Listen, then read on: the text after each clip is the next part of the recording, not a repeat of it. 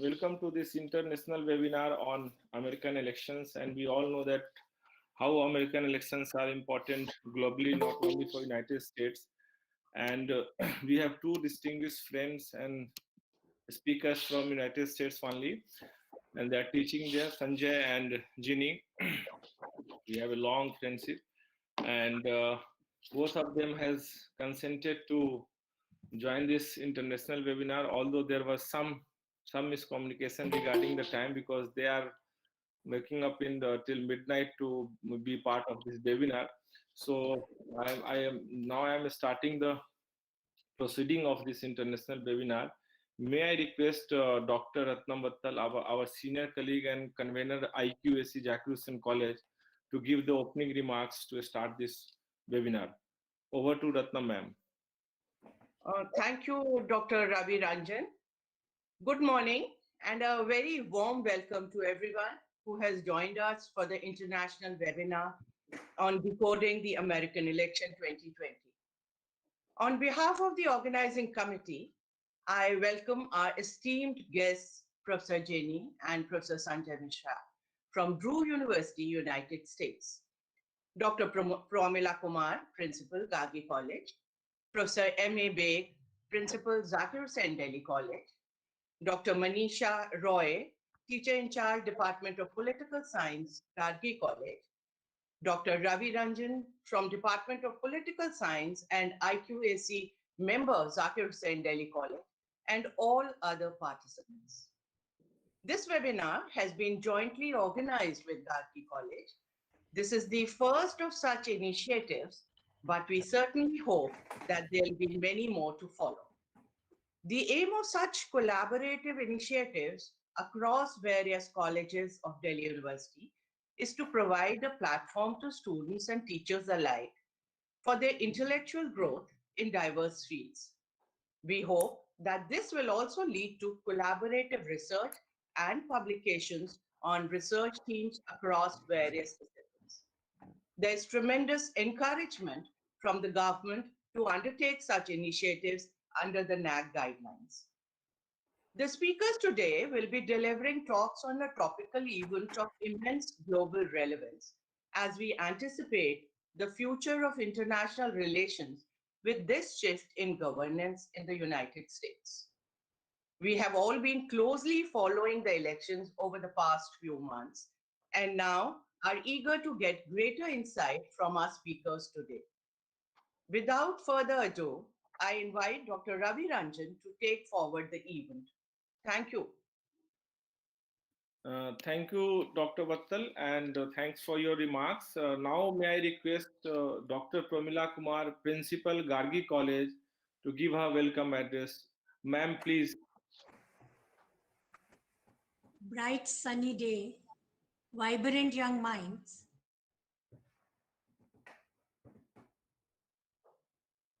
an alliance to admire. Good morning to all of you.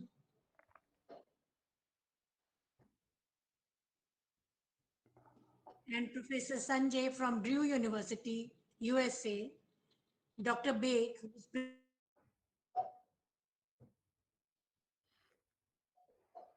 Dr. Manisha from Gargi College, Dr. Ratnam Water and faculty, and my dear students to this international webinar on decoding US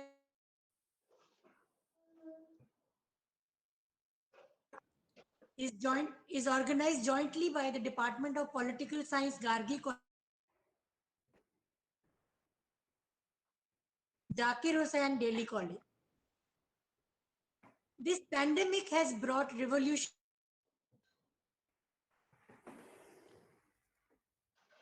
each other physically, but the outcome of this isolation is innovation. Larger group, and that too more frequently, of course, virtually.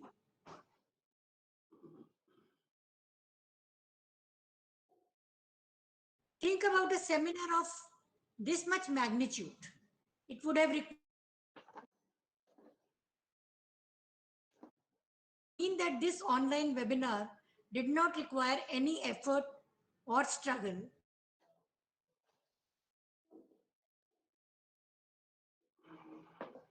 It's a matter of great pleasure to be part of such a wonderful collaboration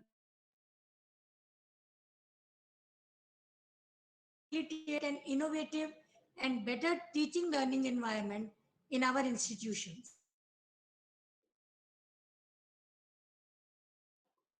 Important components of our new education policy 2020.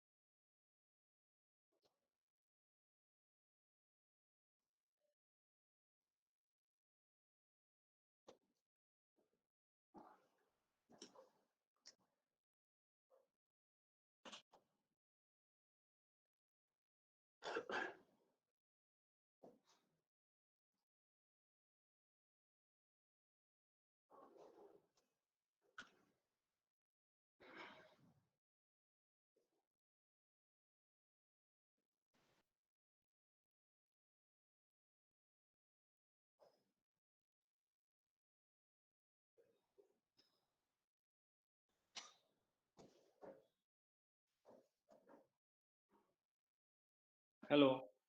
I think Principal Ma'am, you are not audible properly. Hello. Hello.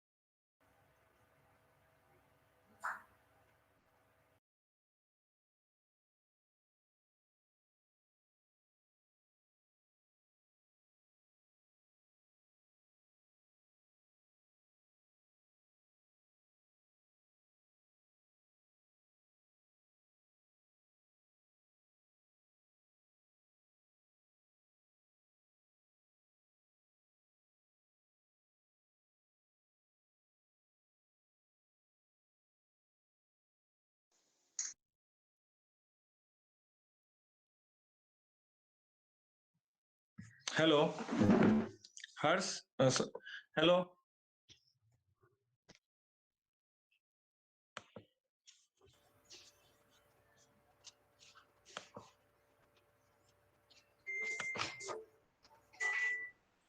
Yes, ma'am. Hello.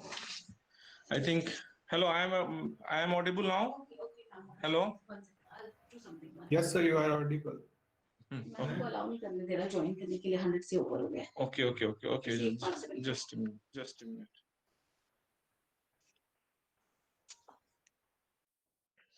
Actually, Google is not allowing more than 100, and YouTube students are supposed to get through YouTube channel. Please, those students who have joined, please drop themselves out. Otherwise, we have to drop you. 2-3 students, those who have joined from Google Meet, please join through YouTube link. अब 9 ask her to join.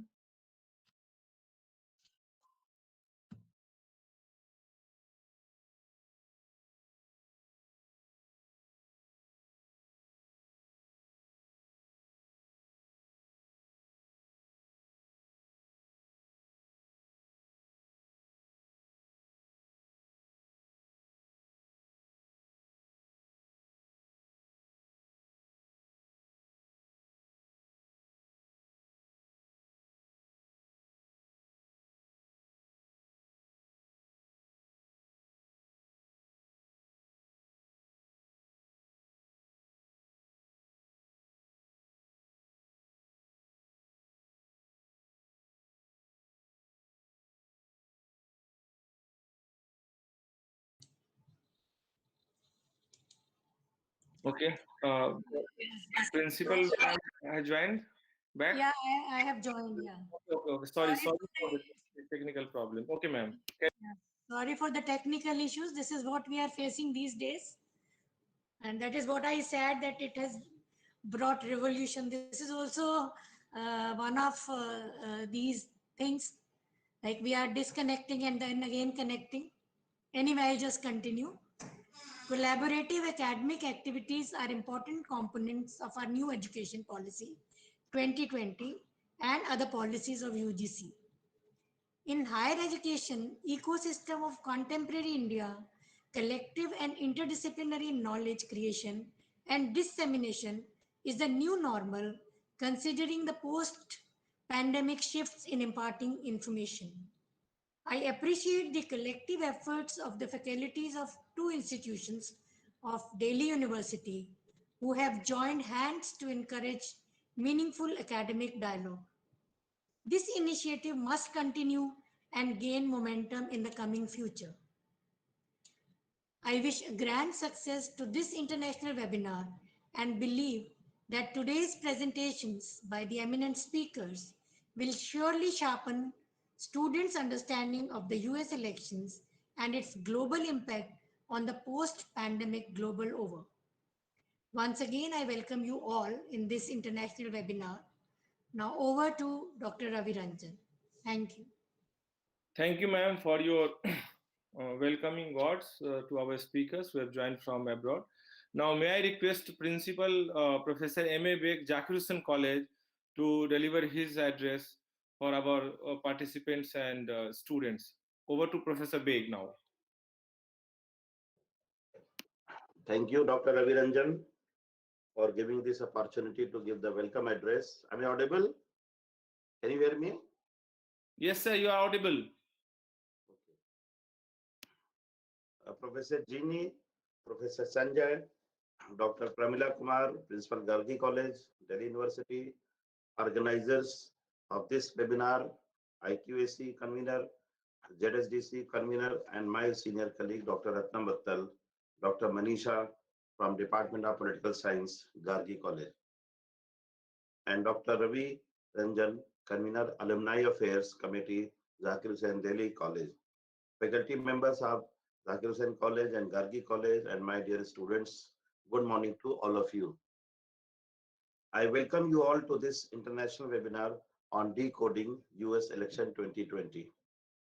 This program has been jointly organized by Internal Quality Assurance Cell of Zakir Husain College, Department of Political Science, Gargi College, and Alumni Affairs Committee, Zakir Husain Delhi College.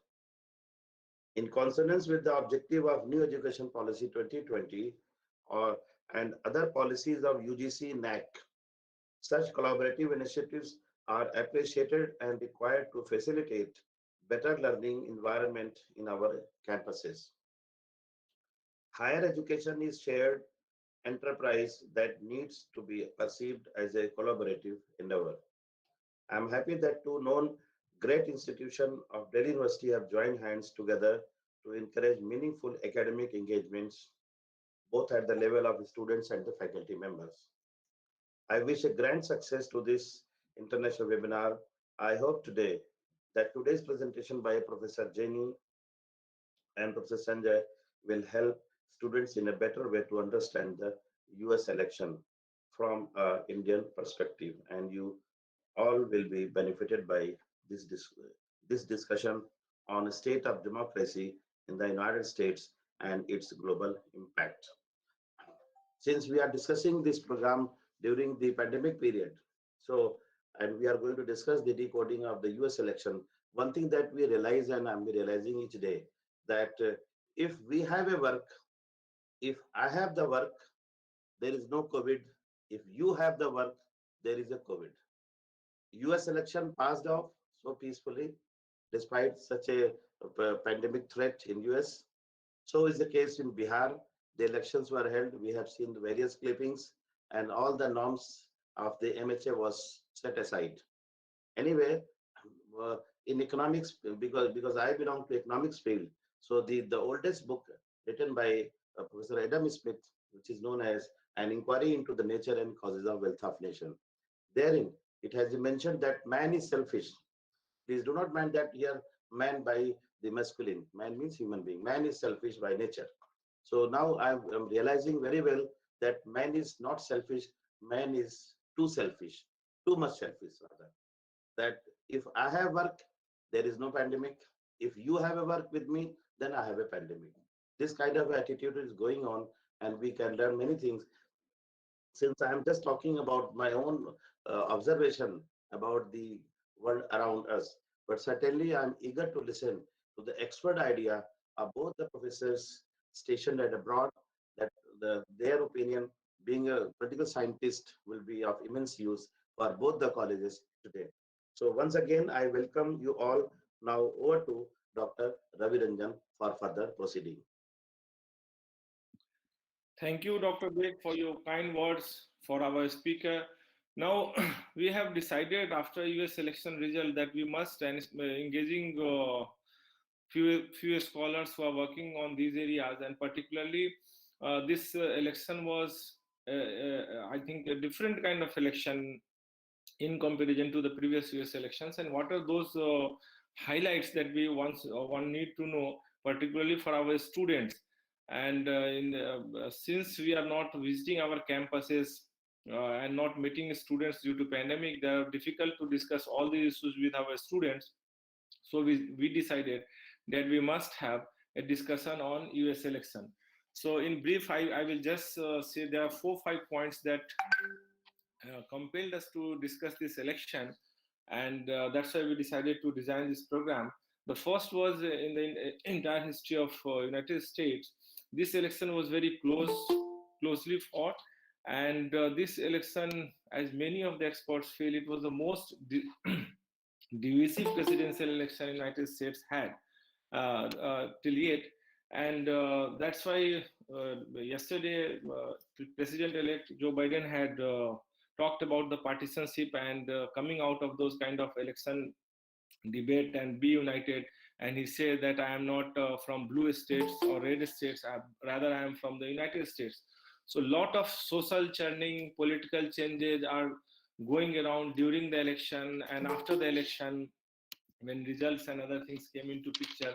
And not only this election was watched by the entire world from different perspectives. Few nations were looking at their relations with the United States. Few nations were looking at economic because pandemic has already affected the economy, and everybody knows that the change of guard in United States will certainly affect the economic proposition for the entire nation in coming days. And that's how American presidential election becomes so important. And two things that I realized that has made a major change in the election. First was the participation of Asian American or Afro Americans, because this is the first time in the history of United States electoral political history when a woman from Afro-Asian or Afro-American allegiance has been elected for the post of president, and it is known as the first time where a woman has been elected to the highest office till yet in the history of United States. So 2 points that made this election very, very special and important was the participation of Asian American and Afro American. So what are the role of these people in this election and how they are affecting not only the mandate but the entire political thinking of United States? Number one, that's why we thought Sanjay, who is an expert on these areas, and he has written a book on role of Desi Americans in America, and his research was widely quoted by all election analysts in America, and particularly the Time magazine has quoted Sanjay variably. So that's why we decided to talk to Sanjay and ask him, request him to explain why this is happening there.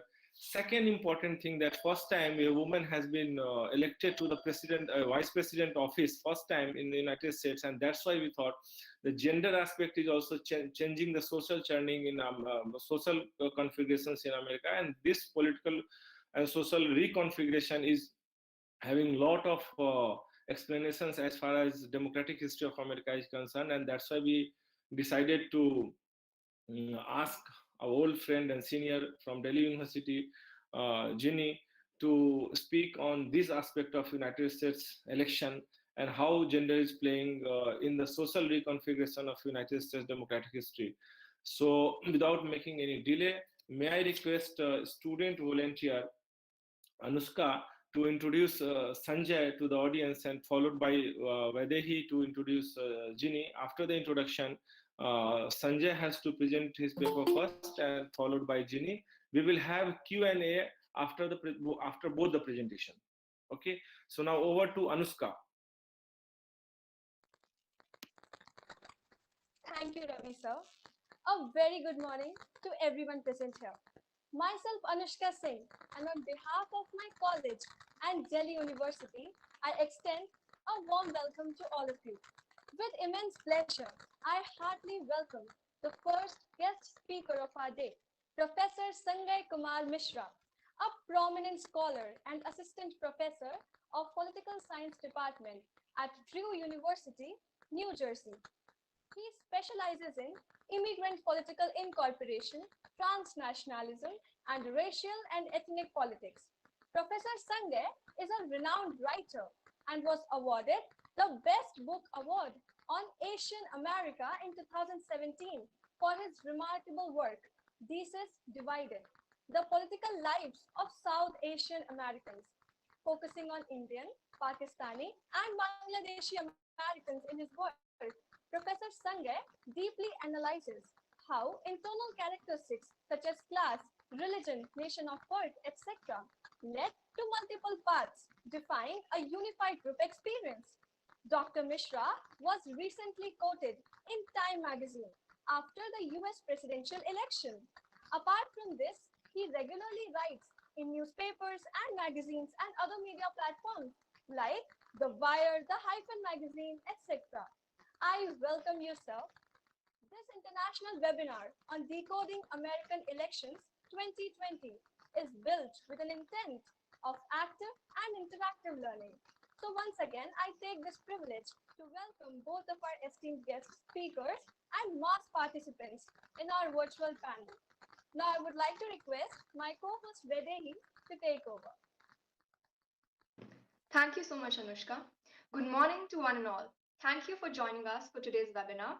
I feel extremely honored to take this colossal opportunity to heartily welcome our guest speakers, Professor Jinee Lokaneeta and Professor Sangay Mishra, and all of you present today.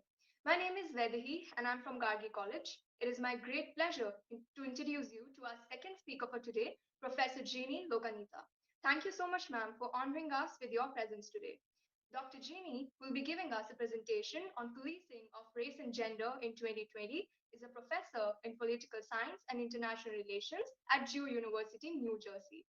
She received her PhD from the University of Southern California. Prior to USC, she taught political science at Kirori College, Delhi University. Her areas of interest include law and violence, political theory, cultural studies, and interdisciplinary legal studies. Her recent work, titled The Truth Machines, Policing, Violence, and Scientific Interrogation in India, theorizes the relationship between the state and legal violence by focusing on the intersection of law, science, and policing through a study of forensic techniques such as brain scans and lie detectors. She has previously authored Translational Torture and has been the co-editor of Feminist Politics, Struggles and Issues. Professor Jinee is a prolific writer and has published articles in famous journals such as Economic and Political Weekly, Studies in Law, and various others. We are all very pleased to have you as our guest speakers today. I believe that with your years of research, depth of understanding, and your ability to present a subject in such an interesting way, it will surely give us all a valuable insight. Now, I'd like to turn the floor over to our first speaker, Professor Sangay Mishra. Thank you.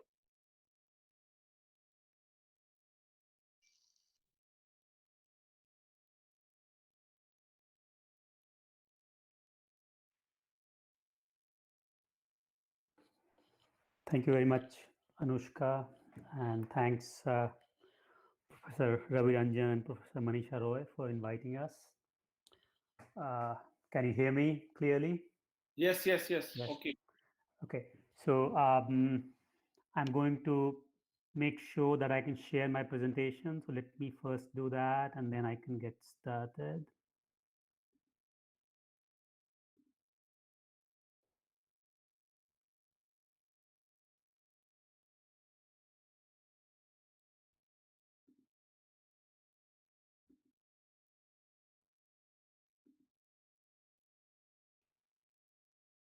Mm.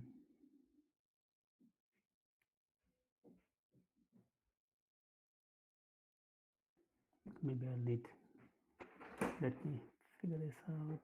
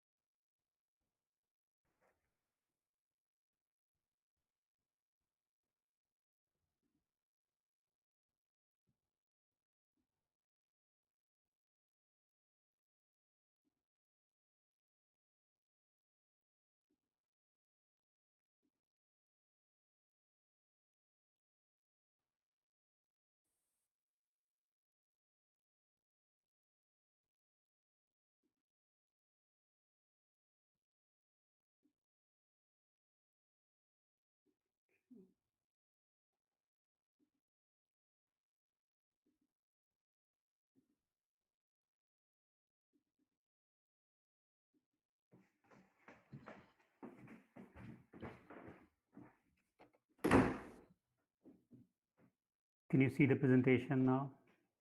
Sanjay, your presentation is there on the screen. Please carry on. Okay. Let me just see if I can. Please go ahead. Yes, it's coming on.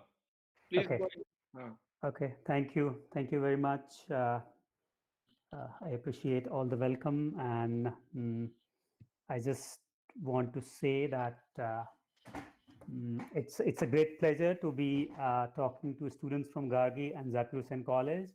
And a quick mention that I did my undergraduate from Zakir Husain College way back in 80s and 90s, and I did my I was in psychology department. I did psychology honors, and so it's a great pleasure to be talking to students.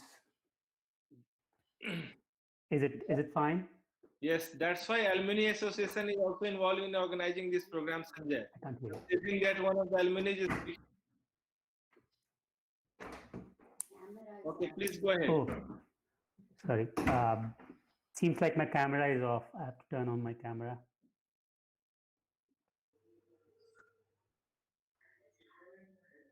Sanjay, please go ahead.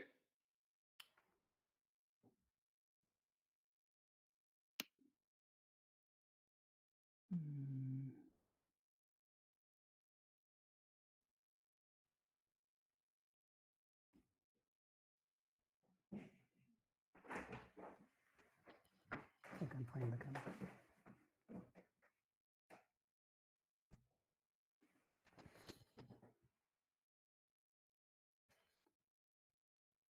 Yeah.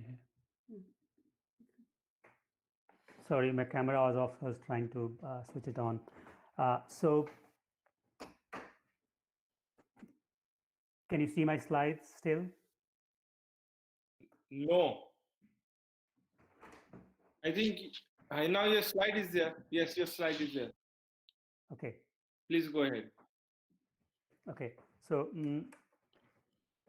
I'll very quickly start because we have lost some time. So, I would say that this was one of the most important elections, as Professor Ranjan said in his remarks, and it was an important election because of the recent history of the United States, right? It was important because Donald Trump was on the ticket, and he was on the ticket to be re-elected as for the second time, right? And in a way, this election was all about whether U.S. population, U.S. people were ready and willing to elect somebody like Donald Trump again, right? And so the election was all about him and his candidacy, and whether American people are willing to give him another chance, right? So in that sense, it was very polarizing. It was historic, and we know the outcome. Trump has lost, and Biden-Harris ticket has won, but he has not yet conceded, and it's quite possible that he might leave the office without conceding, and a new president might start his tenure without actually the former president accepting his defeat, right? So in that sense, also it's historic. Now, it's important to understand what Donald Trump means for American politics, right? I know that there is a larger conversation across the globe uh, in terms of trying to understand what Donald Trump means for people abroad, what he means for countries abroad, for Europe, for Asia, for Africa, right? But what I am trying to do in this lecture is trying to understand what he means for American politics. How do we understand him in American politics, right? And if you have followed Trump in any way, then you know that uh, he is he is one of the most polarizing figures, right? And he had a long history before he came to politics, right? And before he started engaging with the political process, right? But once he came to politics, I want to talk about three things that defined his politics in 2016. So I'm talking about his first election and the way in which he ran his campaign and the way in which he defined himself, right? And how, what are those three issues that define him, right? And so uh, Donald Trump came to political arena by talking about Barack Obama and talking about his birther conspiracy. So what was birther conspiracy? Birther conspiracy was all about this statement that Barack Obama was not born in the US. He was somebody who was born abroad. Right now, you know that in the US electoral system, a president has to be born in the US to be eligible for presidency, right? And so the first thing that Donald Trump did was to make this claim that Obama was not born in the US, which was, all of us know that, which was factually untrue. There was no basis to that, but that's how he first entered into the political arena. That's how he tried to build his political image, right? Now, so what he's trying to do at that point is that he's trying to uh, mobilize the support of people who are opposed to Obama because of his racial identity, because Obama was black and he was elected as a black president. A lot of people were opposed to him on policy issues, but also because he was black, right? And so Donald Trump enters into the political process by questioning Obama's legitimacy, right? And so that's one major plank that defines Donald Trump. The second is when he entered into the Republican primary in 2016, before 2016 elections, uh, one thing that he did when he entered the primary for Republican candidacy, he made the statement that Mexicans are all criminal and rapists, right? And he also made the statement that we need to build the wall on the southern border and we should force Mexico to pay for it, right? And so clearly he was mobilizing people who were opposed to immigration to the US, who were opposed to migrants from Mexico. And it was a very, very deeply racialized troop, right? And so that was his second plank, right? And his third plank was uh, uh, what he called total and complete shutdown of Muslim immigration, right? So that was one of the statements that he made, that if I get elected, then I will completely ban any kind of Muslim immigration from any of the countries. And he went on to then, when he became president, he went on to ban immigration from Muslim country known as Muslim ban, known as travel ban, right? And so these are three core issues that define Trump. And what is common among these three issues? The commonality is that it is targeting minorities of different kind. It's targeting a black president. It's targeting immigrants from Mexico and Latin America, and it's targeting immigrants from Muslim countries, right? And so that's what defined Trump as a candidate, Trump as president, right? And scholars have looked at it, analyzed it, and they have given a term called white racial resentment, that Trump built his politics, his stature, his support on what they call white racial resentment. So what is white racial resentment? How do we define it, right? So white racial resentment in very short is this idea that whatever problem white majority in the US is facing is being caused by racial minorities and immigrants, right? And so if you don't have jobs, if you don't have healthcare, if you are facing other kinds of problems in your life, you have to uh, you have to find the reason for that. And the reason for that, according to Trump, was increasing number of minorities, increasing number of immigrants, and then he added the whole layer of trade policy and all of that, right? And so at the core of white racial resentment is this idea that if white people want to understand what their economic, social, and political problems are, then they have to find the real reason. And according to Trump, the real reason was minorities, blacks, Mexicans, Muslims, and other kinds of minorities, right? And so the politics of white racial resentment is at the core of Trump candidacy in 2016.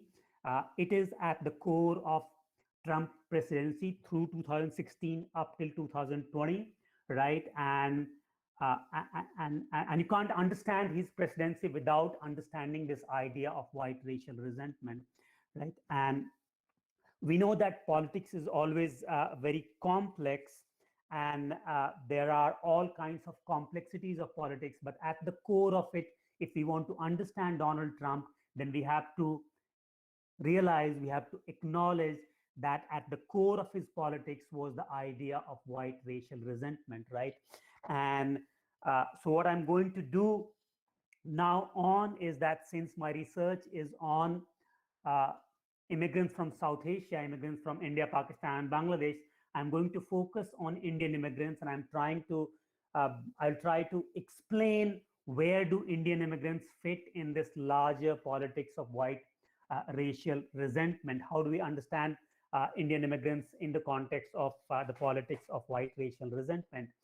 And to do that, I will first very quickly explain some of the demographic facts about Indian immigrants in the US. So as many of you might know, that Indian immigrants are one of the fastest growing populations in the US, right? So at this moment, according to 2018 census data, there are 4.5 million Indian immigrants in the US, and the growth has been exponential, right? So between 2000 and 2018, Indian immigrants have grown by 147%. So 2.5 times growth between 2000 and 2018, right? So it's rapid growth, and it is one of the fastest growing immigrant populations in the US. It is the third largest immigrant population. The first is Mexican, second is Chinese, and third is Indian immigrants, right? And so that just tells us how important Indian immigrants have become in the larger US politics, right?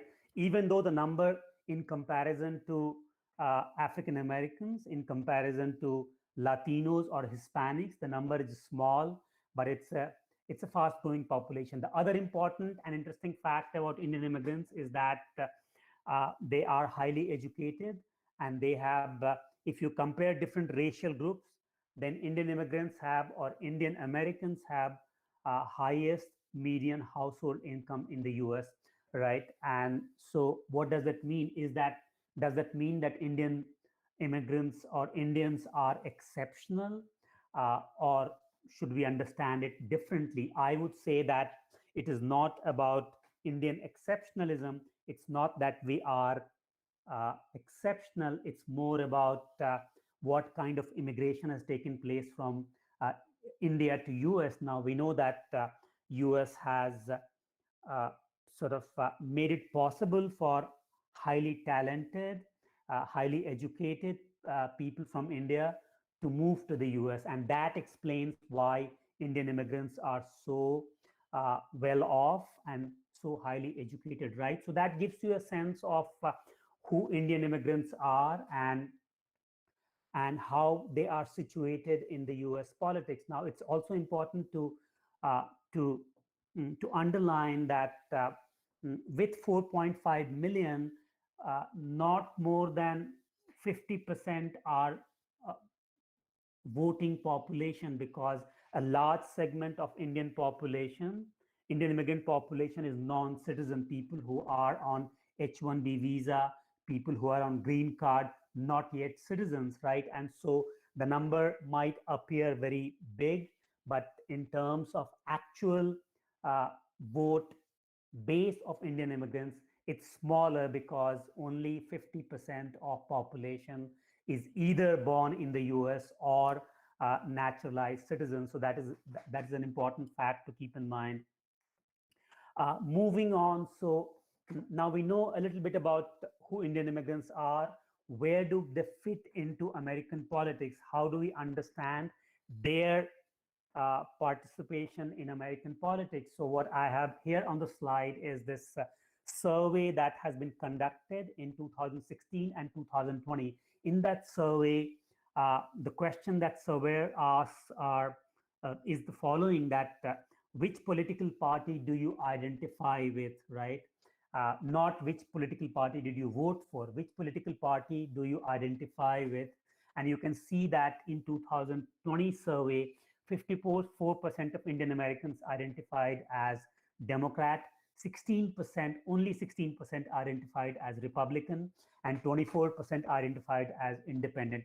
Similar figures in 2016, 46% Democratic, 19% Republican, and 35% independent, right? So you can, one thing that is important to underline here is that Indian Americans identify overwhelmingly with Democratic Party, and very small section of Indian immigrants identify with Republican Party, and large number of them are independent.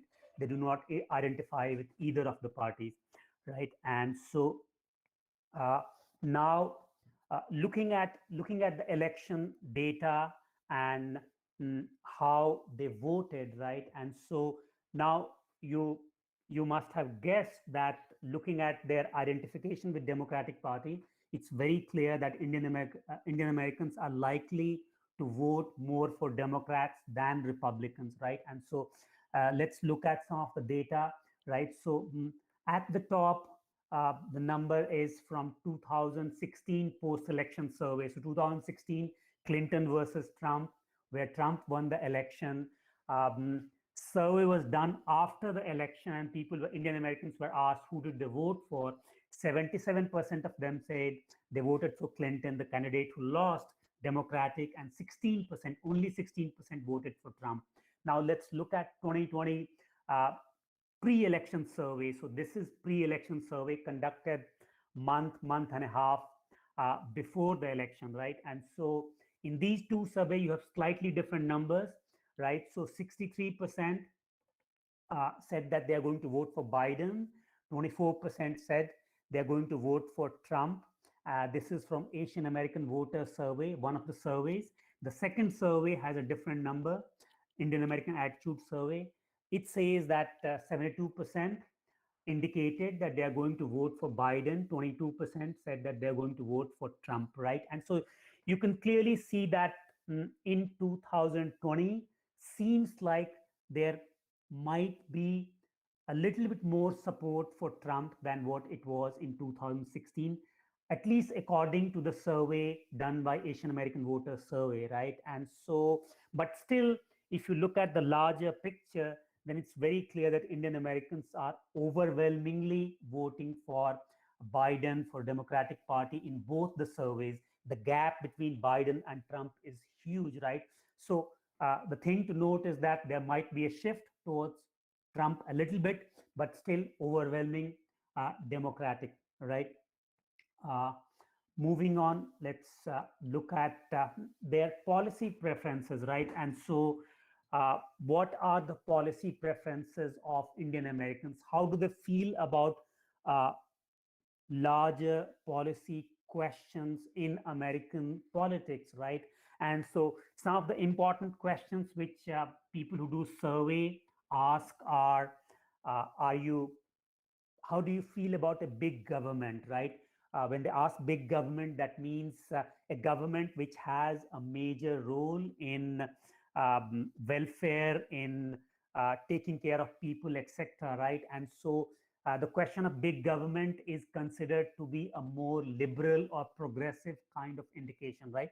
So Indian Americans are overwhelmingly in favor of big government, a government which plays a major role in welfare, in supporting people, in all kinds of things, right?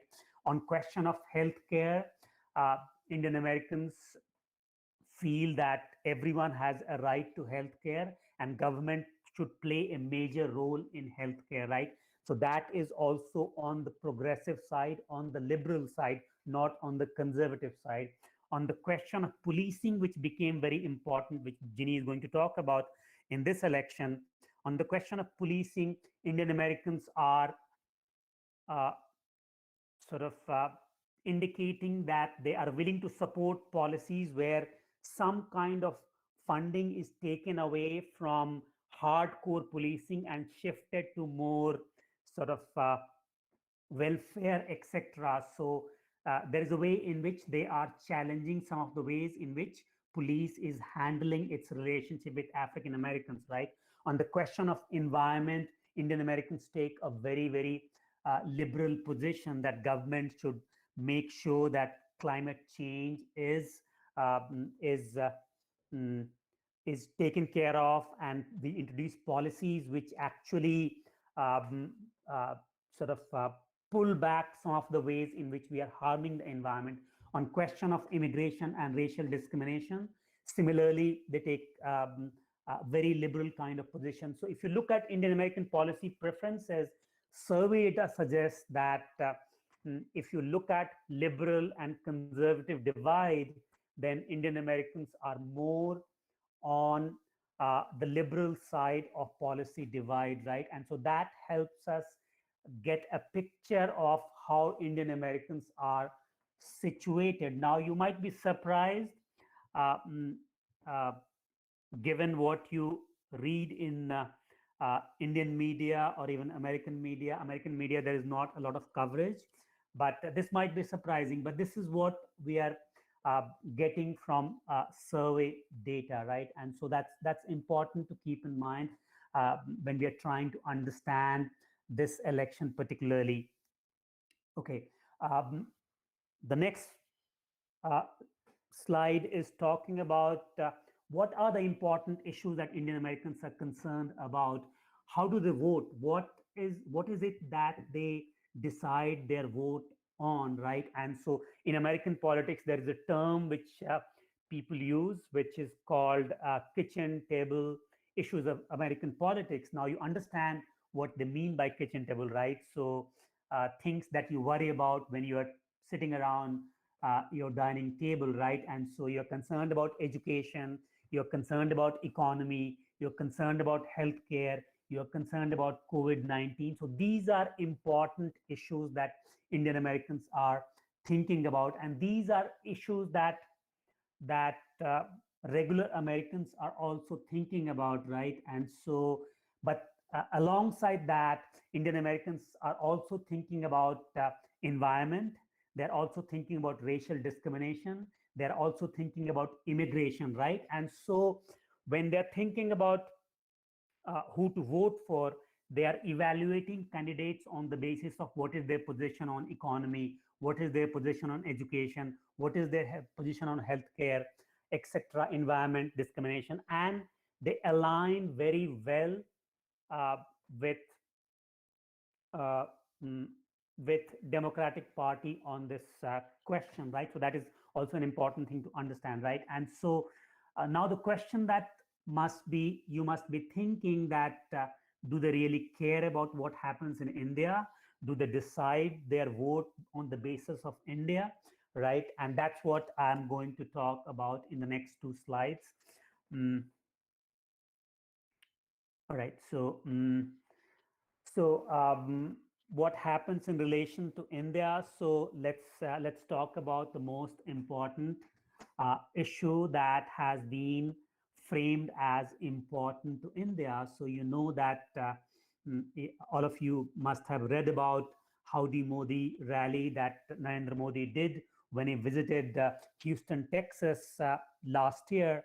And when Trump visited India, he did a rally which was called Namaste Trump, right? And so what is important about this whole issue is that Narendra Modi presented himself as a very close, somebody who was very close to Trump, and he almost endorsed Trump in Howdy Modi rally in Houston, Texas, when he made this statement, "Ab ki baar Trump sarkar." So he was referring to something which Trump had said in 2016 elections, but he said in a way which suggested that he is endorsing Trump. So technically he did not, but in actual sort of operations, he endorsed Trump, right? And so in many ways, people might think that if Modi is putting his political capital behind Trump, then are Indian Americans going to take that into account? Are they going to vote for Trump based on what Modi is saying, right? And related to that is this whole question of Kamala Harris, right? That there was whole conversation about, is Kamala Harris Indian enough? Is she Indian? Is she black? Does she consider herself Indian, right? And there was a lot of conversation on WhatsApp, etc., about her candidacy and all of that, right? And so two things became very important, right? That in the campaign, what Trump and Republican Party did was that they made two issues very important. One was the question of Kashmir, and the other one was question of CAA, Citizenship Amendment Act. And they made this statement that all of you might know that Democratic Party and Kamala Harris, they criticize India on complete lockdown on Kashmir. They criticize India on the question of disenfranchisement of Muslims through Citizenship Amendment Act, right? And so the whole campaign from Republican Party was that Democratic Party is anti-Indian. Democratic Party is not pro-Indian, right? And so that's how the election was, or the campaign was pitched. And the point that I want to make through these two sort of two issues that became relevant in American election is that Indian Americans, by and large, did not consider these issues as important. So issues related to India came at the bottom of their preference. So they were 6th or 7th in the preference, right? So most Indian Americans were not, so even though maybe some of them liked what Kamala Harris said about Kashmir, maybe some of them liked what Kamala Harris said about CAA, maybe a lot of them didn't like what they said, but they did not determine their vote based on that.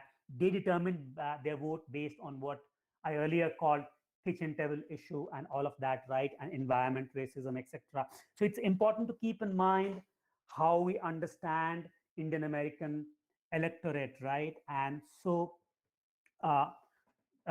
to sum up my entire presentation in this last slide, I would say that when we think about politics of white racial resentment that I talked about earlier in my presentation that I began with, what we see is that Indian Americans have shifted to Democratic Party in the last 20 years, right? And what explains their shift in the last 20 years to Democratic Party?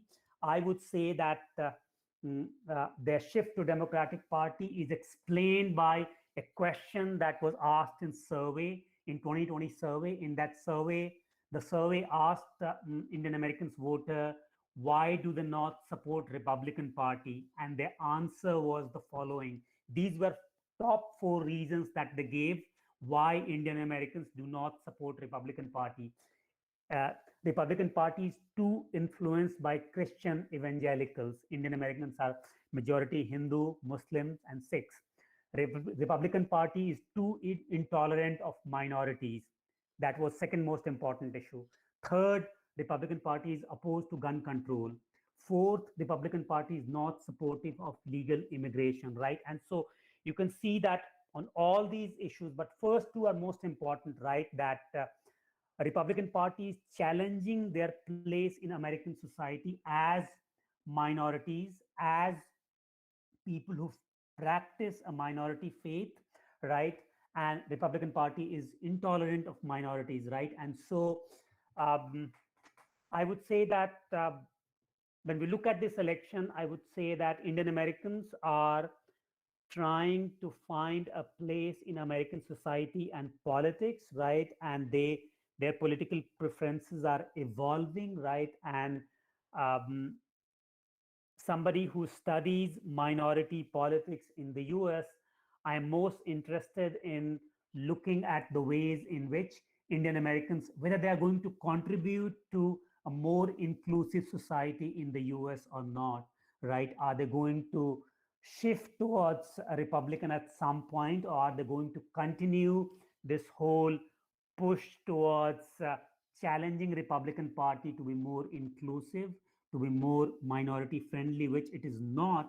And that is why you see a very solid and sustained shift within Indian Americans towards Democratic Party, right? And so that's one of the challenges or long-term question that I am looking at when I'm studying Indian Americans in American politics. And I will stop with that. Thank you very much. Thank you, Sanjay, for such a wonderful presentation, and it must have a lot of questions that we can discuss after once Jinee's presentation is over. So may I request Professor Jinee to go ahead with the presentation. Jinee, please. Thank you. Let me just pull up my presentation.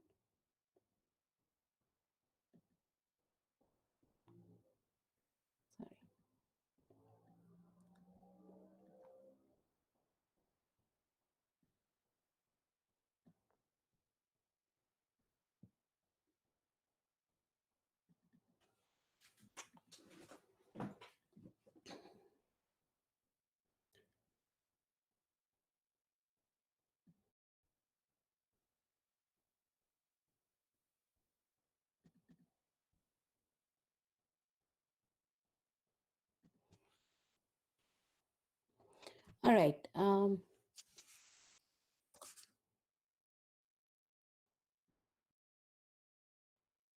So can you see my presentation now? Yeah. Okay, great. Yes, we can see it. Please go ahead.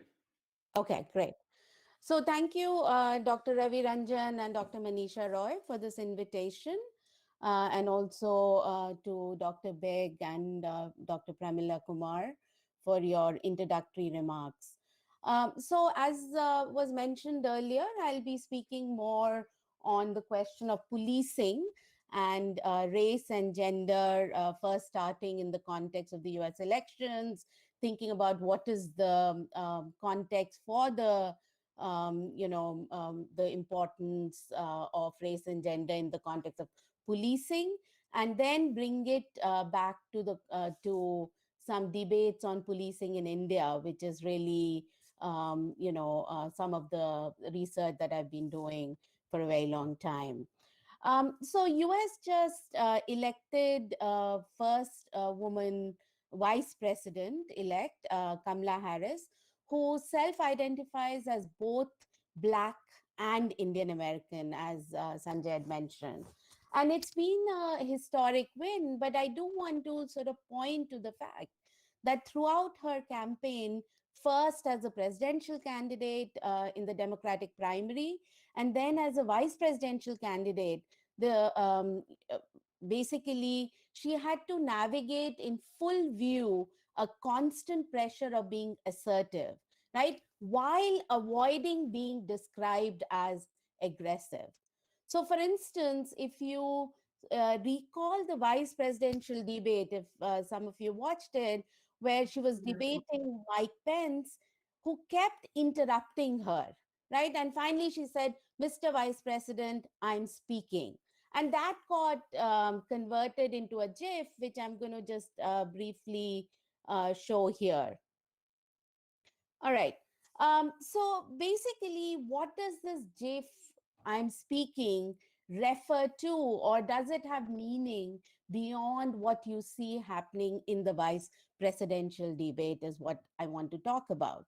Right. So, and this has to be understood in the context of a longer history of how women, and particularly Black women and women of color, have to navigate public life in the US. So historically, there have actually been a lot of stereotypes of angry Black women in popular culture that then gets constantly reiterated in politics, right?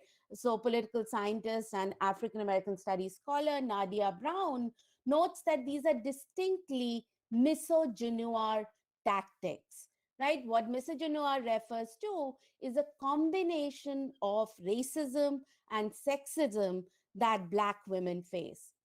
So even after the vice presidential debate, you found that basically Trump the next day called Kamala Harris a monster, right? So you do see sort of this misogynoir tactics sort of continuing. And one of the roles they constantly try to play is that they try to undermine the person, right?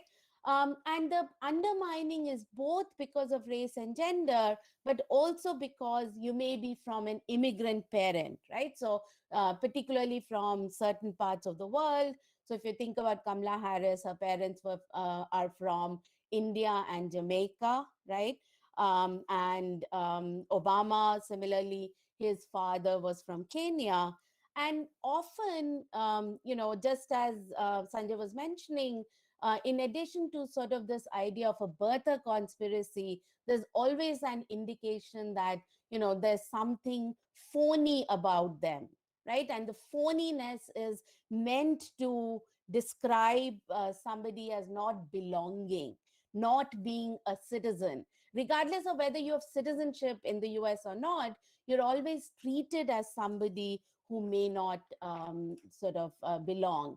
And a very deliberate thing that happens in that particular context is that basically, your name will be mispronounced, right? Very deliberately, to indicate that you actually are from the outside.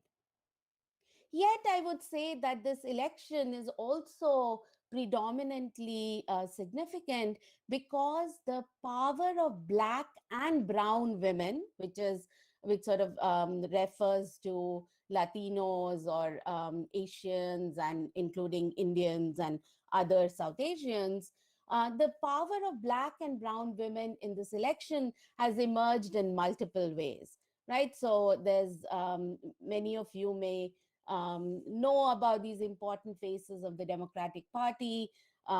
Basically, Stacey Abrams, who's a leader from Georgia, who really played a major role in helping Joe Biden win the state of Georgia in that particular context after a very long time. Similarly, there's these four incredible sort of younger leaders of the Democratic Party who call themselves or are called the Squad: Alexandria Ocasio-Cortez, Ilhan Omar, Ayanna Pressley, and Rashida Tlaib, right? So I do think that in terms of representation, this is an exciting moment of possibilities within the Democratic Party.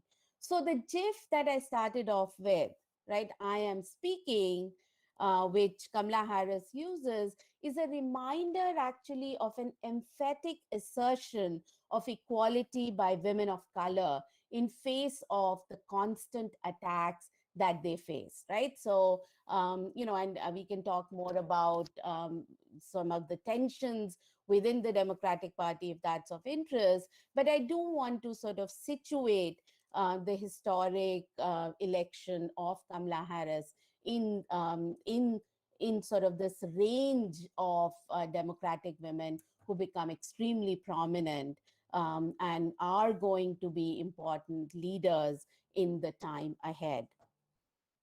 The second thing I want to talk about, and this is sort of the part about policing in a different context, is that the presidential debate and campaign for the first time brought up this question of reimagining the police. And again, we cannot talk about this election without thinking about the killings of George Floyd, and this is a picture of George Floyd and Breonna Taylor earlier this year because of the routineness of these acts, right? So, we don't have figures from a number of years, but in the last few years, we have found that in the context of the US, about 1,000 people have been killed each year. And even though Blacks are 13% of the population, they are killed twice as many times as whites. In other words, there's a disproportionate impact of police killings on Blacks. And even though, I think most people may know about George Floyd and Breonna Taylor, I'm going to briefly talk about what happened in the two cases, just to remind us and sort of think about what are the implications of both these police killings. So on May 26, 2020, and in the midst of a pandemic, George Floyd was a 46-year-old African-American man who was apprehended outside a store in Minneapolis that claimed that he had a fake bill, right? And the police handcuffed him and he was killed when a white police officer put his knee on Floyd's neck for 9 minutes. And he kept saying, "I can't breathe," but that was totally ignored, right? And basically what ended up happening is that the white police officer didn't move and Floyd didn't get immediate medical help, because of which he died. Now, ultimately, the police officer was fired and charged with murder, but that was only after some of the largest protests in US history. So even as killing of Black men have been predominantly focused by what is called the Black Lives Matter protests, basically Black feminists like Kimberly Crenshaw have recognized that even when police killings have been sort of become the subject of attention in the US, what doesn't get talked about is the killings of Black women, right? So, Black Lives Matter movement had a previous importance in 2014 and 2015. And in that particular context, what was found is that only the killings of Black men were focused, right? So feminists have been very vocal about a movement called Say Her Name. And this is the context in which Breonna Taylor, her killing was focused much more this summer. And I'm going to briefly talk about Breonna Taylor as well. And Say Her Name is an organization that Kimberly Crenshaw and others have created in this context. So Breonna Taylor was a 26-year-old African-American woman. She was a medical worker, and the police basically entered her home after midnight, right? Using what's called a no-knock warrant. And this is in Louisville, Kentucky. And basically what a no-knock warrant is, that police can just enter without any warning. And even in that case, there was the police person who had fired certain shots was actually let go of his job.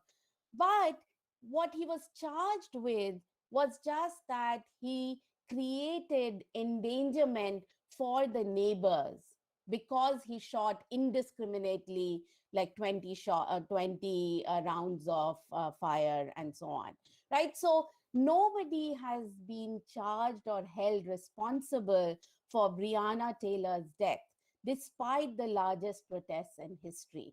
And I do want to sort of again remind us that even as we are talking about Black lives, right, it's important to think about how Black women's lives have been focused much less. And even when they are focused, they may or may not get the kind of sort of justice that may happen in other contexts.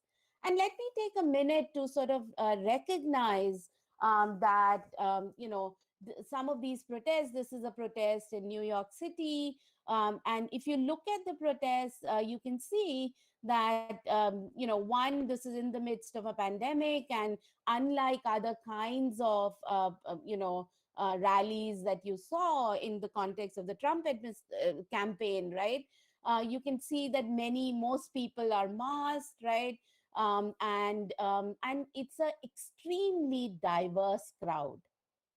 And that's really, really important to recognize that, basically there have been a lot of participation from whites, from Latinos, from other minority groups, in addition to African Americans and Blacks in this particular set of protests. Um, this is again another, protest in San Francisco, and there were thousands and thousands of locations in which you saw an unprecedented sort of role of people just coming out on the streets and making a demand for defunding the police and abolishing the police, right? So those are two major things that came up in the context of the Black Lives Matter movement. Now, I should note that, during presidential debates and campaigns in the 2020 election, a very familiar trope that I think Sanjay sort of gestured to, was that the Trump administration tried to portray the protesters as rioters, and basically held them responsible for creating a law and order problem, right? So, and the law and order problem was actually a very, very, blatant attempt to racialize the protesters, right? It was sort of emphasizing, and this has been used in other presidential campaigns in the past by Nixon and Reagan as well, to sort of indicate the way in which protesters can be portrayed as creating law and order and anarchy, and basically equating that to targeting of Black and minority and immigrant communities. Now, in contrast, basically what you see Joe Biden, responding in this moment, and we have to see how his administration is going to take up this question of police violence. Now, he did not accept this demand of defunding or abolishing the police, about which I'll talk a little bit more. But he does recognize that the police and the criminal justice system need systematic reform, right, to deal with racial injustice. But I do think that this idea of reimagining the police is there to stay in US politics. Because the protests this summer made Floyd and Breonna Taylor's death, made it a moment of reckoning for the very meaning of American democracy. And I really want to emphasize that as I sort of also relate it to the question of India a little later, right? And here, basically, it was a recognition that, if you look at the origins of policing in the US context, you find that it's sort of a combination of a colonial model. The British sort of, used a police that they had used to control the Irish, introduced it in the US, introduced it in India. So there's a combination of that. But in addition, police in the US context are also take their origins from slave patrols, right? So slave patrols were these patrols in the south of the US, where slave owners, needed help to get back their slaves who were trying to, run out of bondage, right? And so that is the kind of history that explains, the origins of policing, and the reason why it's so important to recognize this origin is because when you see Floyd, right, an African American person being subjected to torture and killing in the public, right? So there's somebody in public, he knows it's being video recorded. This is a white officer. When he doesn't stop, despite the crowd asking him to stop, it reminds one of a kind of a disposability of some lives over others. In this case, basically African American lives, right? Now, here I just want to briefly refer to African American studies scholar Lawrence Ralph, who in his very prominent book, The Torture Letters, talks about the metaphor of a torture tree. And basically, he explains that when you look at the roots of the tree, they are basically about the history of slavery and racism, right? That are invested in creating fear and threat, which are always seen to be embodied in Black and brown bodies, right? So if those are the roots that have historically remained, the trunk is sort of a violence which is authorized by law, right? So one of the reasons that the police are so trigger happy is because there is some violence that is authorized by law in this particular context, right? And then you have the branches, which are the police, and the everyday incidents of police violence are really the leaves, right? And the reason why I think that the torture tree metaphor sort of works here is that it reminds us that you cannot just deal with parts of the problem or incremental incremental ways of dealing with the issue. Rather, you have to think about the question of policing and police violence as a structural issue, right? And that is really important when we are thinking about the fact that the Black Lives Matter movement, which as I said, also had a version of it in 2014 and 2015. And in that particular case, what had happened was there was a lot of demand for reform, right? So, people said, okay, if you have body cameras or if you have implicit bias training. So what implicit bias training is when they did simulation exercises with the police, they found that whenever they would see a Black or brown body, their desire to use violence was higher, right? So their own training or simulation exercises showed that. And so one of the reform measures was implicit bias exercises, right? Now, what has happened in the last 5 years and the fact that you again see police killings happening so blatantly is that there is a rethinking of the way in which policing actually occurs in the United States, right? So, for instance, there's always a very militarized response to protests, right? A lot of the times you'll see, almost police sort of looking like the military being used against their citizens. There's this idea of what is called a broken windows policing, meaning that, if you can just take care of little disorders, right, then basically you can stop police, high crimes, right? Bigger crimes can be stopped if you can just deal with, low level infractions, right? And just to give you an example, Floyd was basically accused of using a $20 counterfeit bill, right? That was sort of what he may have been accused of, and he ends up losing his life, right, in public. Eric Garner, 10 years ago in New York, was selling loose cigarettes, right? And he ended up dead again, sort of, being choked to death in public.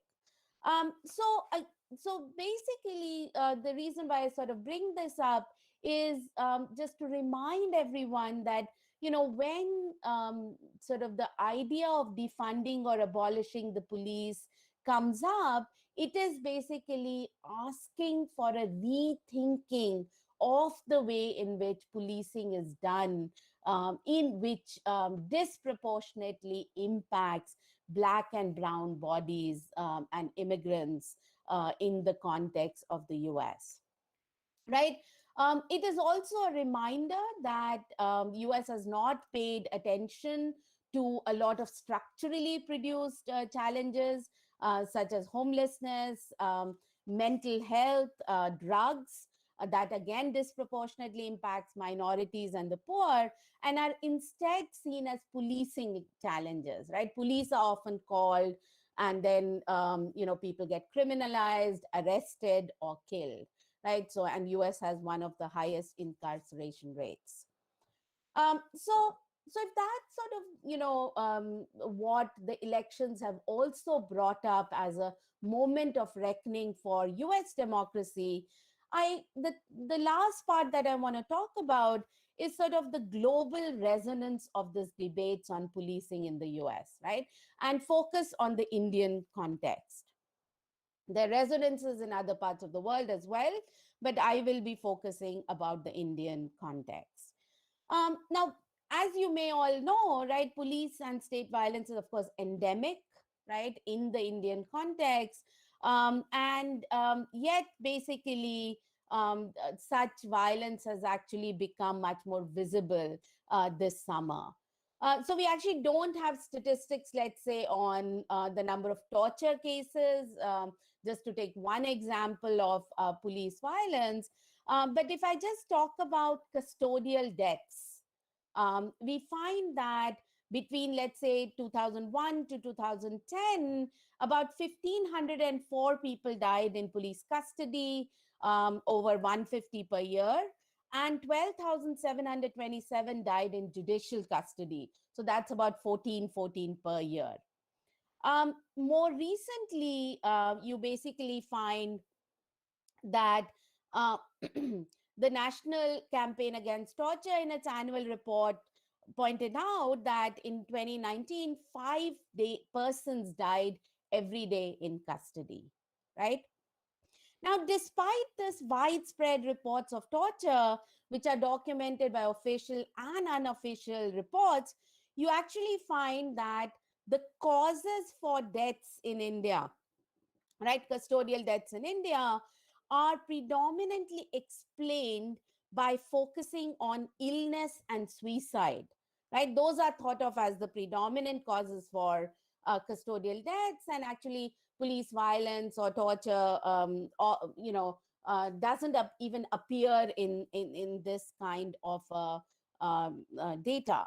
So it's only in 2014 that NCRB, National Crimes Research Bureau, added physical assault as one possible reason for custodial death, right? But when you look at the more recent data, you find that even now it's basically suicides and illnesses that are shown to be dominant reasons. Now, when you actually compare this with what NGOs and even NHRC reports have shown, you actually, and that's the National Human Rights Commission, of course, right? You find that they have documented that torture is one of the prominent reasons for custodial deaths, but often sort of portrayed as being linked due to one of these particular categories that are given as reasons here. Now, when we talk about torture in India, we are of course talking about many different contexts. I'll just briefly lay it out and then just focus on a couple of examples for today. So, of course, there are routine cases, right?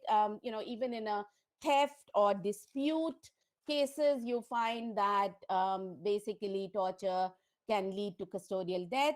Second is in the context of terrorism or organized crime cases, dissent cases more and more, which is facilitated by extraordinary laws like TADA, POTA earlier.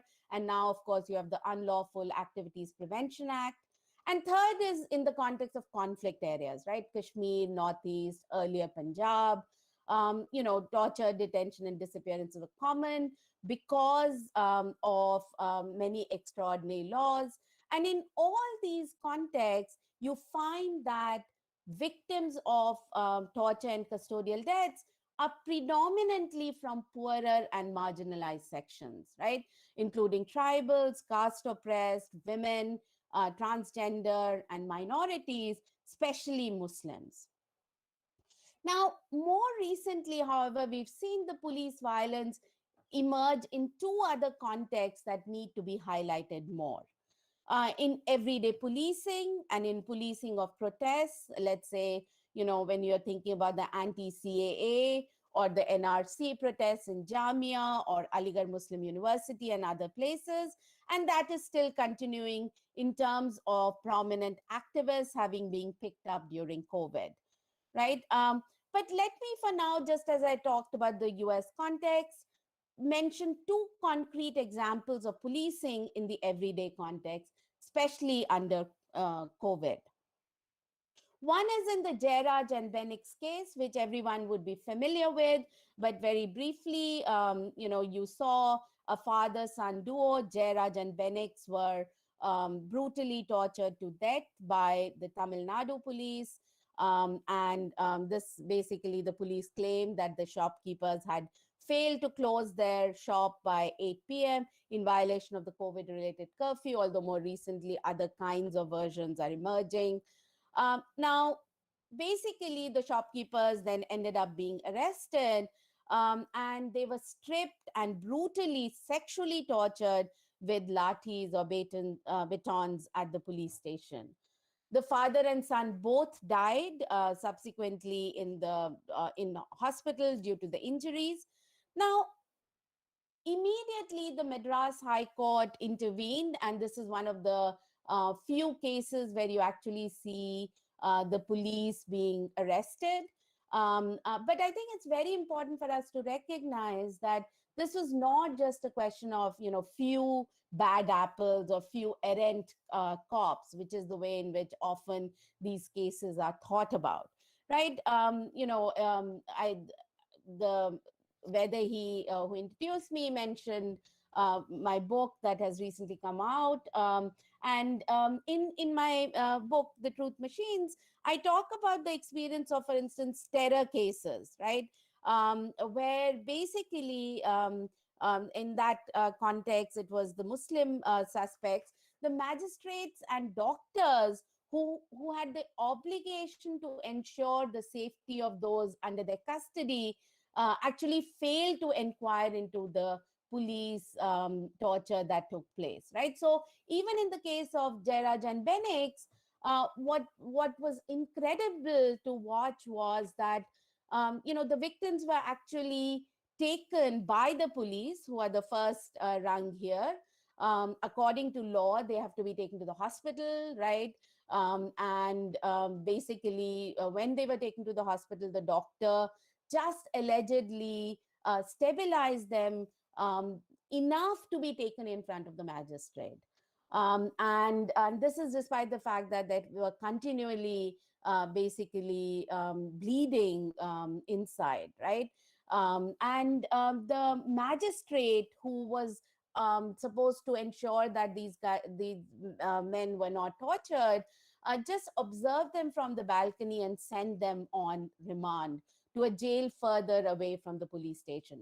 So, I in my work, I sort of think about it in terms of a scaffold of a rule of law, right? So the idea is that rule of law is actually supposed to ensure that laws are being followed, that basically violence is not used against the suspects in custody. Instead, there's just a scaffolding of a rule of law where the idea is that the procedures are just hiding the fact of violence rather than revealing it, right? Rather than actually helping us see that violence has actually taken place, and therefore the doctors, magistrates, police have all to be made responsible for the kind of police violence.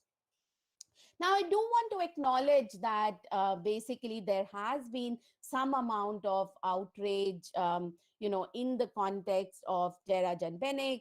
Basically, as I said, the Madras High Court intervened. There were protests locally in Tamil Nadu. There was a justice for Jairaj and Benix that took over social media. And there were discussions again on a torture bill. India still hasn't ratified the UN Convention Against Torture, and the anti-torture and created an anti-torture bill, which is important in this context. But I think simultaneously, we must pay attention to the fact that everyday policing in India is highly discriminatory, right? So if, the torture tree in the context of the US is about black and brown bodies, right? When we are thinking about sort of the police violence tree in the context of India, I think we have to look at the way in which during the pandemic in particular, everyday policing, especially in the context of lockdown, was actually done against the most marginalized, right? So there's this incredible work, a report that has been taken out by Criminal Justice and Police Accountability Project, which is a research and advocacy group based in Bhopal, and which sort of talks about how, if you look at the study of FIRs and arrests, that reflected that the most marginalized were actually scheduled tribes and castes, and also Muslims. And a lot of them were actually, sort of arrested and targeted for very minor infractions, right? And many of them were actually sort of shopkeepers, small shopkeepers, pedestrians, and so on and so forth. So I really want us to recognize sort of the nature of policing in the everyday context in India, which sort of maps on to the hierarchies based on class, caste, gender, in many different ways. So I just want to end by sort of this, this particular question that, many national and international groups sort of, or writers asked, which is that why weren't there, similar mass protests that we saw even happening in India, despite the fact that there were hundreds of police killings in India, right? So, and in some ways, I think I would say that it also leads to the fact that in the context of the US, there's been decades of research and movement learning from each other, right? And it's only after that you've seen police violence becoming an extremely important issue. So, for instance, Michelle Alexander, who's a critical race scholar here, says that whenever there's a relationship between grassroots groups and critical scholarship, that's the only time that police violence or prison related issues can become a moment for reckoning, that a democracy has to deal with. And I do hope, and given sort of the context that we are talking to you all about, that the global resonance of a movement against police violence is witnessed both in India and also sort of continues in the US. I'll stop here. Thank you so much.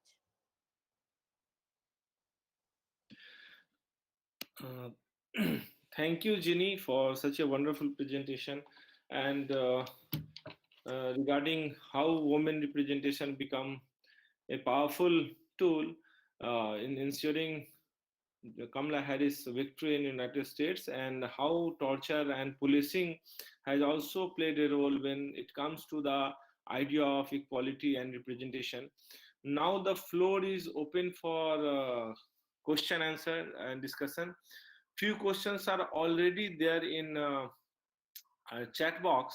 If we can see it, the speakers can directly go to it, or should I read those questions? So for the first question is, We can read the questions. okay, Maybe we can bunch them together and then answer. Okay, so the one question was raised by Srishti Verma. What do you understand? What I do not understand is that why Clinton lost after getting more votes in 2016 election. Second question is Sirin Laskar. As we know that now Democratic Party has been elected in United States, is it beneficial for India? Third question is Khushbu Rajput. Can we say that choosing the right or wrong running mate is the biggest decision for the Democrats? Another question is by. We can read them and maybe we can bunch them together. Okay. Yeah. So I think no, there are 3-4 more. So should Okay. I read them all, and then you can think of answering them accordingly? Sure. Yeah. Okay. Yeah. So I think, Ravi, it may be easier for us to just connect the questions and answer accordingly, if that's okay. Unless you want to do this. No. You can see in the chat box, or even I can ask the participants. If floor is open, they can also ask the question. I have no issue. Yeah. So I mean, we can bunch the questions and answer, and if something is left, then you can point to it. Okay. You want to go first because you might have looked at the questions. Yeah. So 2016, Clinton got more votes and still lost. I'm not sure somebody answered that question. It could be because of the way in which I presented the data. So I was presenting data only on Indian Americans, right? So if you see that data, Clinton got more votes. But the question might also be that in 2016, Clinton got 1 million more vote than Trump and still lost, right? And so it could be that question, right? And so we know that in the US, there is a system of electoral college, and electoral college means that election is determined by states and not by popular votes, right? And so each state is assigned a given number of votes, right? And so you have to win that state. So in 2016, even though Clinton got more votes, approximately 1 million or so, but still she lost many of the important state that she needed to gain a majority of electoral college votes, right? So that's what explains what happened in 2016. I would say, for the purposes of more critical understanding, that it's a very peculiar system, and it's not a very democratic system. It is a system which is designed to put a check on sort of populist or sort of majoritarian way of deciding politics, right? And so it's a check on majority, right? And so more right is given to states rather than to people, right? So that's one way of looking at it. Okay. Uh, Jinee, do you want Yeah. to handle? Yeah, I mean, the maybe just a couple of things. So one is, I think it's absolutely right that given that this was such a close election, that Trumpism is something that is going to be a major issue, right? Meaning that he still has a lot of support among certain sections, and the kind of sort of anti-immigrant, anti-black, anti-women rhetoric and policies that he focused, right? That is definitely going to impact American politics for a long time to come, and especially the kind of polarization that you see within American politics. So I do think that that's something both the Democratic Party, but I think it's important, and that's why I focused a lot on the movements. That movements have a way of pushing certain issues and creating points of conversation, which sometimes parties, feel constrained to do. So I do want to sort of point to that as well. So there are a few questions around what does it mean for India-US relationship, right? And is it good for India? Is it beneficial for India? Uh, Biden is left wing, mm, Modi is right wing. What does that mean, right? So that there are a bunch of questions around that, and so what does it mean for India? That's something to think about, right? And so I would say that mm, mm, it's important to remember that US is also a dominant power, right? And it has tried to create a domination across the globe after the end of Cold War, after the fall of Berlin Wall, right? So US is a superpower, and it has that uh, component or that side of its politics which one has to keep in mind, right? So that sort of power play is an important part of US presence in the world. But I do feel that there are certain things that are positive mm, um, in terms of Biden win. I would say that one part of Trumpism was this idea that US would not engage with the world. So US would withdraw from many of the international treaties, many of the international organizations. So, for example, WHO, US withdrew from WHO, US withdrew from uh, Paris climate deal, etc. Right? So one of the things that is going to change is that US is going to engage with the world, right? And so US would join Paris climate deal, US would join WHO, and it would play a more active role in containing COVID-19 and things like that, right? And so in that sense, it is that kind of engagement is always good for the world, right? Because US has a lot of resources and a lot of skills that it can bring to the table. So that is, and if you think about the climate change, that is a major crisis, right? And so even with all its attempt to uh, mm, think of global relationship in terms of its own um, interest, still I think it's good for the world that US would engage with some of these things.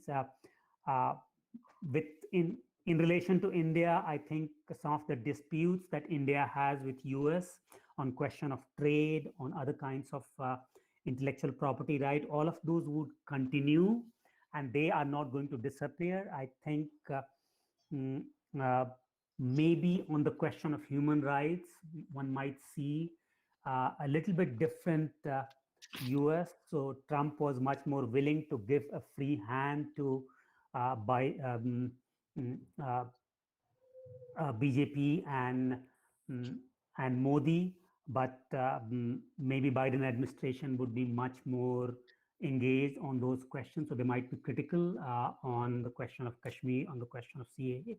So that might become an issue. So it's a, but I would, for me, it's a good thing, because if US engages with the question of human rights, etc., across the globe, that might be a positive thing in some of the cases. So that's how I look at it.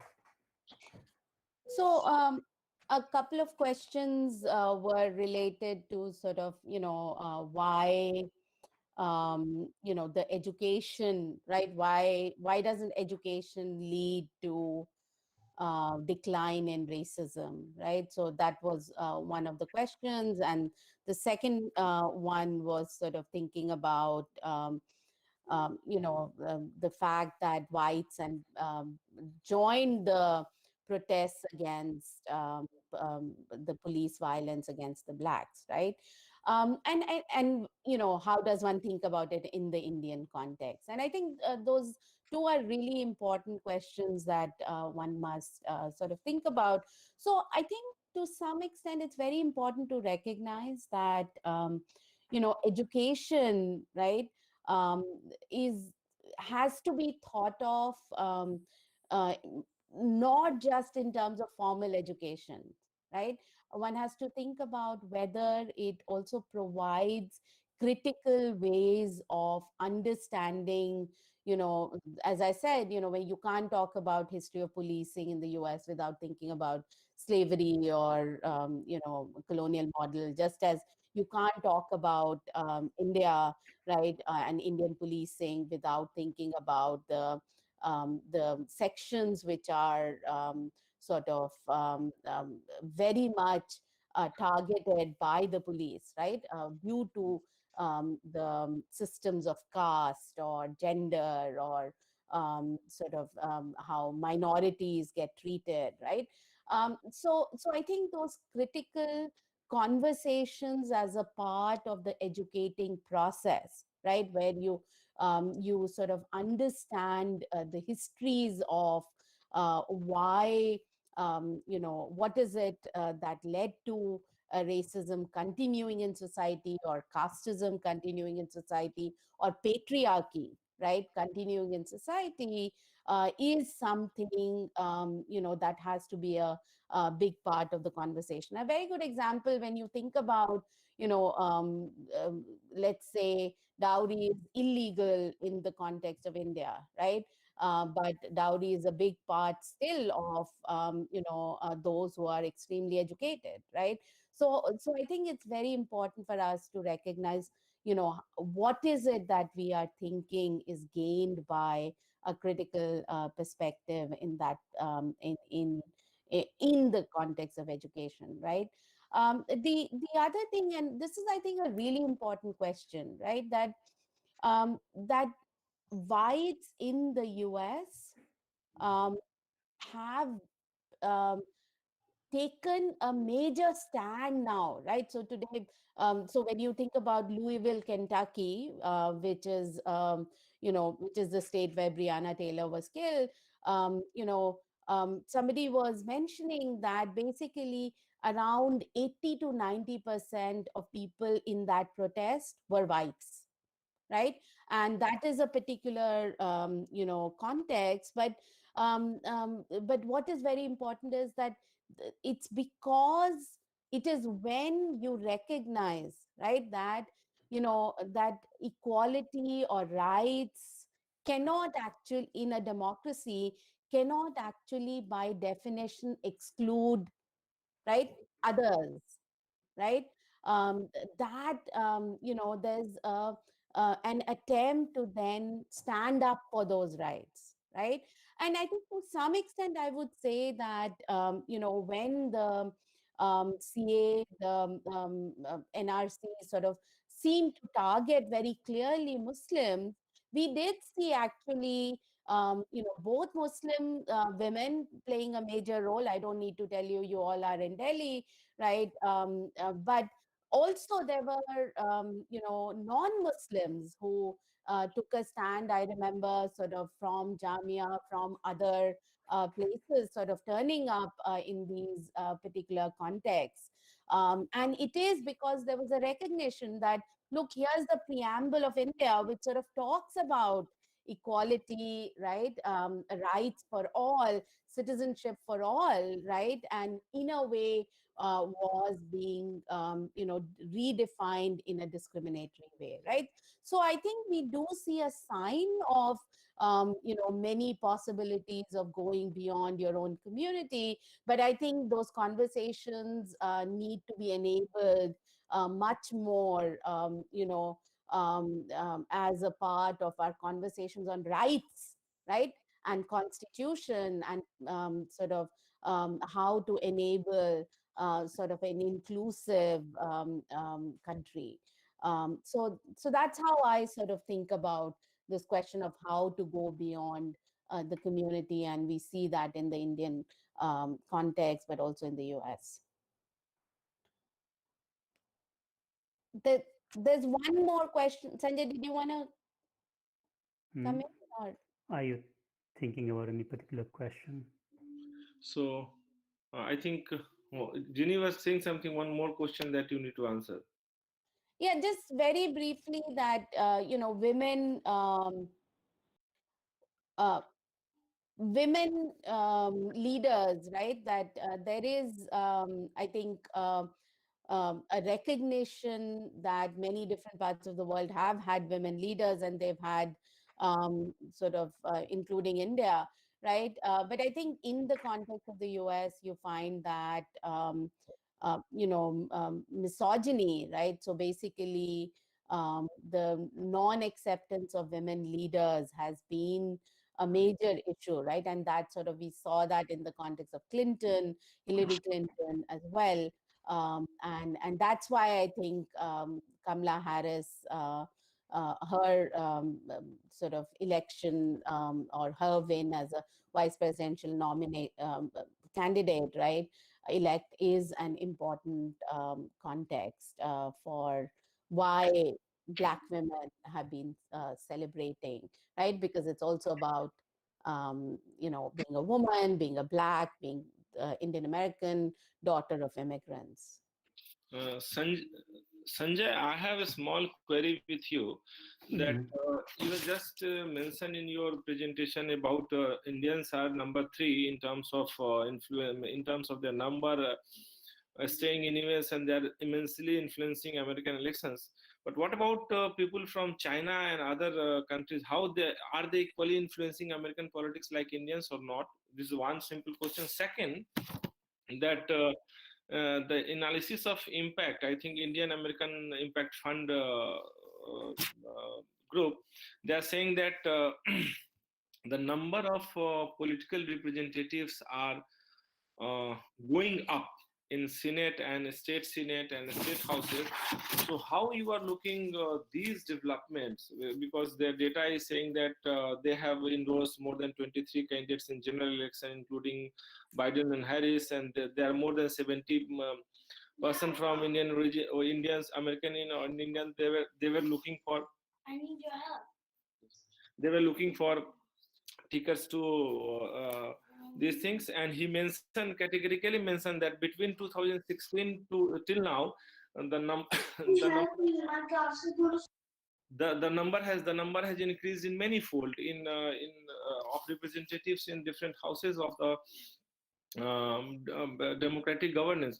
So how you think that although they are less in numbers but very influential politically in terms of their representation and influencing the election, and how others group like people from China and some other countries are not being able to influencing more, or they are influencing more, but it has not been actually reported in media like the Indian story? So I would say that Indian American influence is not, it should not be seen as exceptional. I would say that the history of Chinese presence in the US is longer, and the history of Chinese immigrant and Chinese immigrant organizing, all of that is older, right? And so they have also been influential, right? And but among Chinese, for example, at this point, Chinese immigrants are a significant number of them are from Taiwan and then from mainland China. And so there's a division between mainland Chinese and Taiwanese. Taiwanese tend to be more um, conservative vis-a-vis American politics, and then they tend to be more Republican. So Chinese are more divided, a little bit more divided than Indian Americans in terms of whether they support Democratic or Republican. They are still majority Democratic, but they are a little bit more divided. And so I did not mean to say that Indian Americans are more influential. I would say that Chinese have also uh, a longer presence, a massive presence, and they are also getting representation. What is distinct about Indian Americans is that Indian Americans are kind of coming of age in the last 10 years, right? And so things that Chinese Americans have done earlier, Indian Americans are doing now, right? And so you're seeing much more representation of Indian Americans, right? And so I would just say that it's something to watch, it's something to follow, but Indian Americans are not exceptionally ahead of other minority groups, right?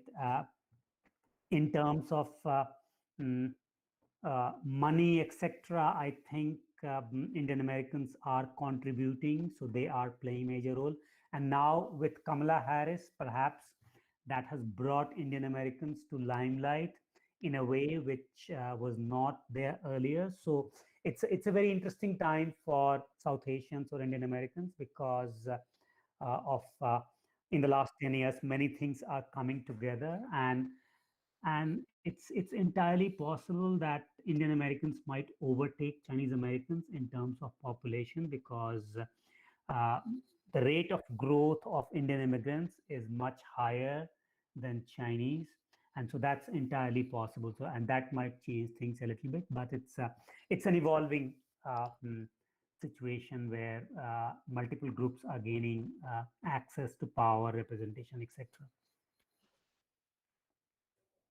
I think we have a long discussion with two of experts on American election recently happened, and many points that have been raised by Sanjay and Jinee are of more important for our students and colleagues who are reading about American election, who are reading about American democracy, and particularly its influence on other parts of the globe, India and other South Asian nation. So this was really a wonderful discussion. I would have loved to extend it more, but I think it's already more than 2 hours, and they have already, I think, 2 o'clock, or so from there they are 1:30 or 2 o'clock in uh, they are 2 a.m. So to keep it short, may I request Dr. Manisha Roy to present vote of thanks. Over to you. Thank you, Ravi.